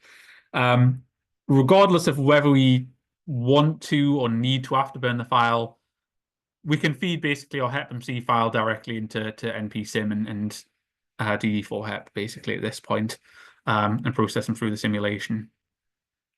So again, within the EIC shell, the way in which we do this is basically when you do a EIC shell, you can source the detector geometry using this command, source opt detector main, and slightly tedious command, this epic sh. Basically, that just sets some variable called detector path. Do ls. We see that there's a big bunch of configurations that are available now as well. So if we just demonstrate, if we do this without running that command before, ls detector path, it will complain because that isn't set and it doesn't know what that is. Oh, it thinks it's here, actually, apparently, but doesn't know what that is. So we can't see those different XML files that we saw before. But once we have that, if we set that, I'm just going to reset it and then run that again. We have all different XML files. Screwing this up somehow. There we go. We have all of these different XML files. These just correspond to different configurations of the detector. So typically, Epic IP6 is the full detector. Epic Crater Lake. If you recall from earlier, all of those files saved to the directory were under some directory called Epic Crater Lake. That's basically just saying that's the configuration of the detector that was used in that simulation. As we see, that's one of the files there. So we can run that, and we can basically all we do is just run something called npsim. do that, it's going to complain again because I haven't specified a bunch of stuff. If I say sh, it'll tell me all the commands. Again, not easy to see here, but I'm going ahead and do that. And basically, we just run it with the commands here. We tell it basically the path to our file. As you can see, I've given it this detector path flag, which is set. So now it hasn't complained that we haven't told it which detector configuration. It's just complaining it didn't tell us, we didn't tell it how many events to do and stuff like that. So what we would do at this stage, I'm not going to do it because it'll take a very long time to run. So go ahead and, as you can see, basically it says normally we just give it the options, the source files, which are just our output from the DD4-HEP simulation. And then we can basically, again, just specify a series of things for it here as well. So in this case, we'll just be feeding it our produced file, some output, simulation output. We're telling it which configuration was used. So we also need to tell it which detector geometry was utilized. Matters for things like setting magnetic fields for tracking and stuff like that. Telling it how many events to run, and then telling it what we want to spit out as the output file as well. So go ahead and run that and see what we get out. And again, once we do that, it will take a while. It's not quick. Can be on the order of seconds per event. So as you can imagine, if you're wanting to run thousands, going to take a long time. So we'll very slowly run through and do things bit by bit. But you'll then get some output file, which is effectively what we saw at the beginning when we were looking at those analysis outputs. It'll be some file that very much looks like that. And we can analyze it in the same way. And that's at that point, we could then write our script to pick out the bits of information and write that there as well. So we could combine all of this as well. And we don't need to run this line by line. If you were starting from scratch and just running, I've got my event generator. I need to then do a bunch of stuff to it. I need to run the simulation through it, and I need to reconstruct them. You could just write a little shell script which does all of them in one, and that's all that's written here, basically.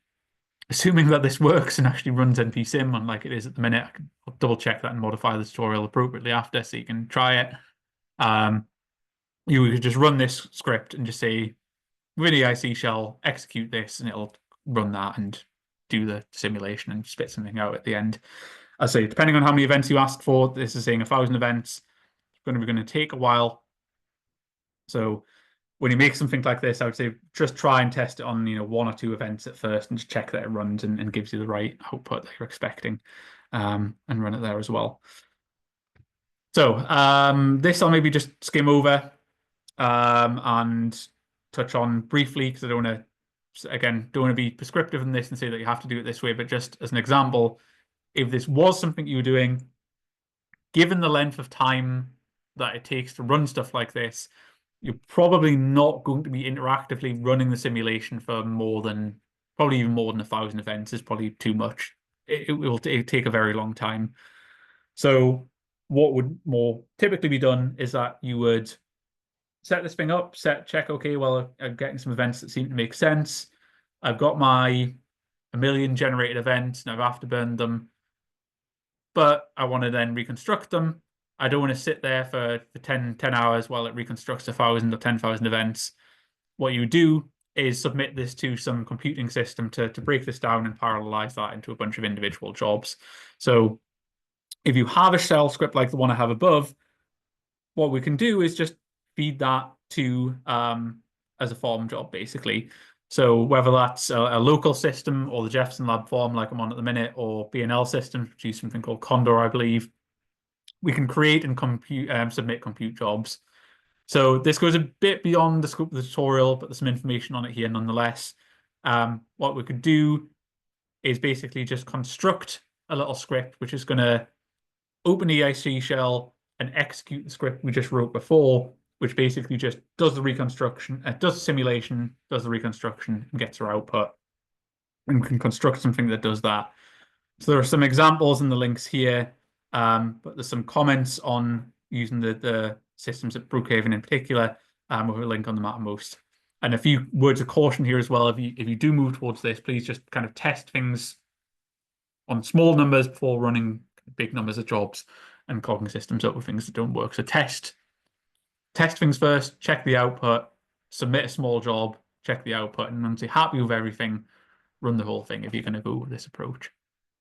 Of course, one thing you could do as well is that if you have your analysis script set up and you can make some nice plots from it at the end, you could then tack that at the end of your script up above. You could say, okay, sleep free, and then run my little analysis script or macro on the output of that as well, and then you'll get your plots out at the end. So you could just submit that as one big thing and then run through from running it through the simulation, reconstructing it, all the way through to, oh, now great, I've got some efficiency value for this. So that's one thing to do. But a few other quick comments as well to I guess, try to summarize and wrap things up. Be a bit careful with this, and I've included this just for information and just to kind of outline how we ended up with a file that we began with. A lot of the time, it's probably not what you should be doing. Maybe if you're starting a completely new analysis and you're using a completely new generator and it's not there in a simulation campaign, you need to do this because you need to see what you get out, see how it looks in the detector and things like that. And it may be the case that you need to do that and test things yourself. In general, though, once you're beyond that and you've tested it and say, okay, great, that works, but I need more events, the recommendation would be that you should submit this and bring this forward as part of an official simulation campaign and submit it as a request to the production working group. Because basically, a couple of big reasons. One is that if you're going to run a lot of events through, I say it takes a while. It is very compute intensive. So if you want to run a very large sample, it might be the case that you then use up a lot of disk space. You then use up a lot of CPU time, and resources aren't infinite. So with both of those aspects of it, so just be a bit careful there if that's an approach you go with. There might be reasons, but I say try and avoid it for that. The other big concern is that if you're setting things up and running it yourself, it may be the case that there's a versioning mismatch and you're seeing some problem which doesn't exist anymore. It could be the case that you're running it and you're seeing, oh, I'm seeing this huge drop in efficiency in this detector, but it turns out you're running a slightly older version of the simulation, and in that particular design, something wasn't working quite right or something wasn't there in that design, and that's why you're seeing the error, and it's not a deeper issue. So just be careful with that. If you're doing things yourself, working from scratch, working from that first step of generating events and processing them through. And in particular, because of that, it's not as reproducible, because when you see an error and you, as say, if you run into something and say, this doesn't look right, I'm seeing something weird with this detector, I'm seeing something weird in terms of my output. If you are running it yourself, the first question you're going to ask when you go to Mattermost and ask and solicit some help and help desk and say, okay, I'm seeing this problem, the first thing people are going to say is, well, is this a simulation campaign file or is this something you're running individually? And if you're running it yourself, how are you running it and which version of these things are you running? Because again, it could be that the error is just something that is specific to your environment. So just kind of some things to flag up, and there are reasons why you might want to run things yourself and start from scratch yourself, but just keep these things in mind. And if it's something where the information you already need exists, like the channel you're already looking at exists, try and use the simulation campaign files where possible, because then it's simply a matter of saying, well, I'm looking at this simulation campaign output and I'm seeing this problem, or I'm seeing this in that output, and then it's a bit easier to diagnose and see what's going on. But as I say, there may be very good cases and examples where you need to do this yourself. For example, if you're just testing something or you're just really just iterating quickly on some design, say you only care about the simulation output and you just want to say, I'm changing the size of this detector and I want to see what happens as I do so, or something like that. Doing it yourself might be the way to do it. And also, it's just quite nice to try and see and help understand the full process. If you can see those steps involved and do it yourself, say, okay, well, what happens when I run this? What output do I get when I run this? And what do I get at this stage of the chain, basically? So to summarize that and summarize the session up, basically, of this block, there are quite a few steps ahead of getting to that full file we saw before. And running things yourself can be very good for testing and very good for understanding what's going on. And when you're starting from something from scratch, might be something you need to do. But where possible, if you're doing some physics analysis, running it through the production working group and running it through the official simulation campaigns and using that output is preferable. It avoids, as I say, all of these things above, basically. So just some things to keep in mind there. Okay, so a few things to wrap up, a couple of additional bits of information, and we'll maybe wrap up a bit early. I'll maybe hang on a bit for questions. I might also try and in the background get this working and diagnose this stupid error I was seeing with NPSim there. A few extra bits and pieces are available. So if you're on the tutorial page, if you go to the top here in the extra section, there are a few extra bits and pieces, some of which we've already seen. So there's that branch dictionary, which just has a bit more information about the branches that we used. There's a repository of examples, which at the minute is a bit sparse, but we're hoping to update soon as well. I'll maybe outline the plans for that in a second, where basically different physics working groups people already have working analyses. There are examples there you can browse and take a look at. There are then scripts we saw for the exercises.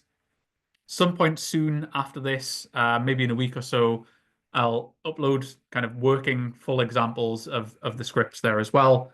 And there's also that script that you can use to prune the trees there as well. So I guess a few words to close up, and I'll stop the recording, and as I say, I'll try and get that running in the background. And if there are any questions, we can discuss them as well.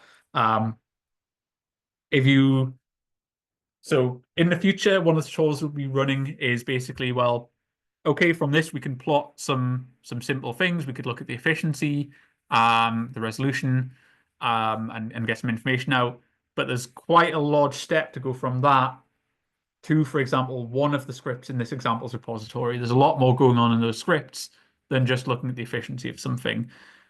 That is a key part of the physics analysis, but it is not an end result usually a lot of the time. You might be looking for a specific thing where it's kind of, okay, how well do we reconstruct and detect this particular reaction, and what does that look like binned in some certain kinematic quantity or something like that.